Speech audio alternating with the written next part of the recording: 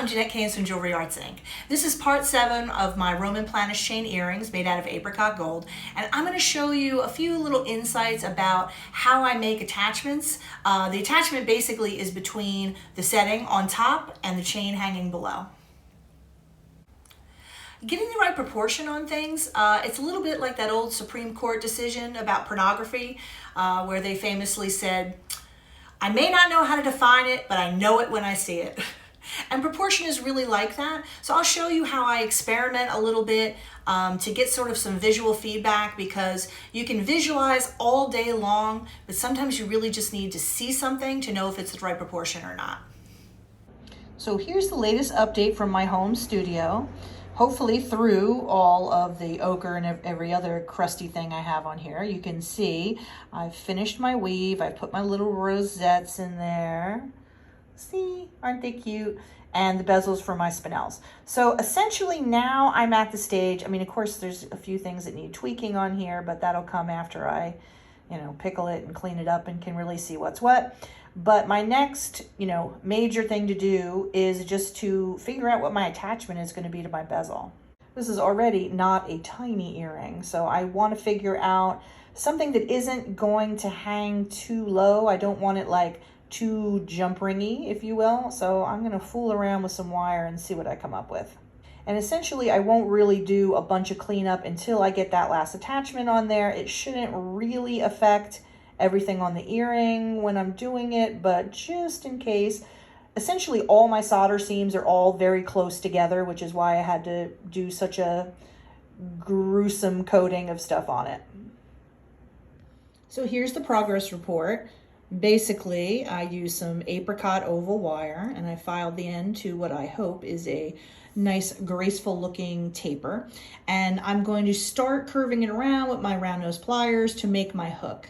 Essentially, that's what's going to attach between my bezel and then my hanging chain earring. I fooled around with a little bit of copper wire first and got a pretty good sense of what proportion was right, because I wanted it to be relatively wide, but I wanted it to be able to, you see what I mean? Move in and out of my jump ring. So, a lot of times before I do something where I need to get the proportion right, I just fool around with a little copper, maybe silver if I've got it laying around. I just find it really helpful to get a good sense of what I want my proportion to be before I pick out my gold wire, because I usually feel like if I just go with, whatever, then sometimes I'm like, oh, it's a little thick, it's a little too thin, it's a little this, it's a little that. So I usually like to get a good sense of what I want before I start filing my gold. So here's the cute little hook that I made. I bent it against this right here so that it's just touching.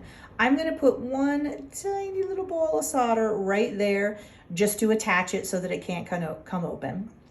I mean, granted, it's pretty thick, but still, generally speaking, you never want to leave something open, because you never know, eventually it could get pulled open or come apart, and you don't want that. So I don't want a big solder connection right here, so I'm going to put a tiny little ball. Also, though, you notice I coated this in firecoat since this is apricot gold, and you always want to do that when heating it up. So when I solder this shut, I'm going to use really a very small little piece of solder, because I don't want to spoil that little peak there, the little taper at the end, which I think looks kind of nice. So I'm going to use a tiny, tiny little dab of paste flux and then a tiny little ball of solder, because it's not that it needs to be like a big connection to work. It just needs to be closed. All right, so you see that cute little guy? You see that? Tiny and adorable.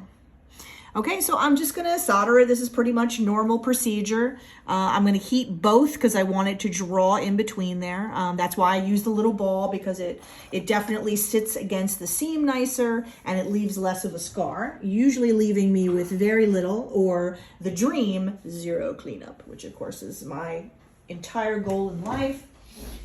Any of you who've watched my videos before, you know that that's what it's all about for me. No cleanup.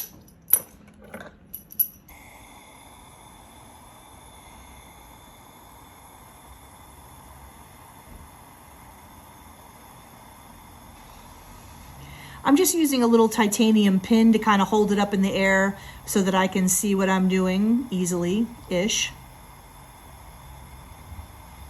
It's another handy thing you can use while you're soldering.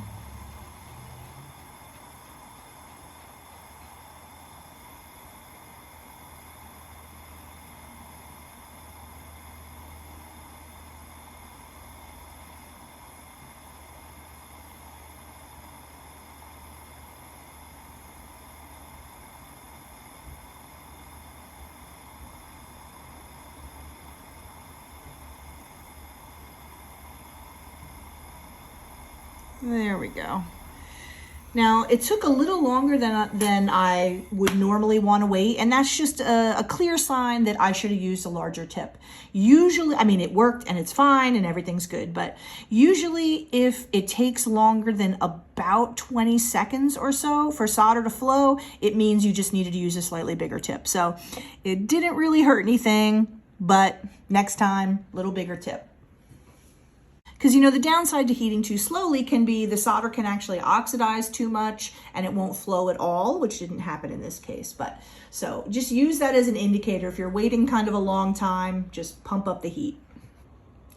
So just to show you the extreme close-up of that lovely and dainty little solder connection, I didn't want too much solder to basically cover up my nice little taper there. I like that little graceful one hopes taper. And really, you know, I'm just thinking like, geez, what was I thinking using that smaller tip? Because this is not a tiny piece of wire.